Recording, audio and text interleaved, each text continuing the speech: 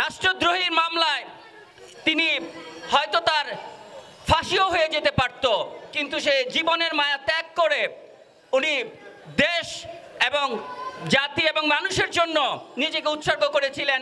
তখন কিন্তু সে সম্পূর্ণ রিস্ক নিয়ে স্বাধীনতার ঘোষণা দিয়েছিলেন। তৎকালীন সময়ে একটি সংগঠন ছিল আওয়ামী লীগ।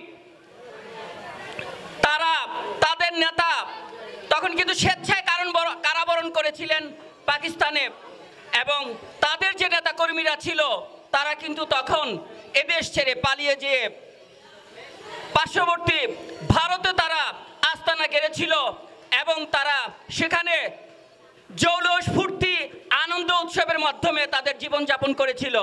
তারা কিন্তু দেশের সম্মুখ যুদ্ধে কেউ অংশগ্রহণ করে নাই। তার মাগফিরাত কামনা করি এবং আল্লাহ তাকে বেহেশত নসিব করুক। তার শিখানো এবং তার দেখানো পথে যাতে আমরা চলতে পারি এবং বিএনপির যে নির্দেশনা থাকবে, দলীয় যে নির্দেশনা থাকবে, সেগুলো আমরা বাস্তবায়ন করতে পারি, সেই তৌফিক আমাদেরকে দান করুক।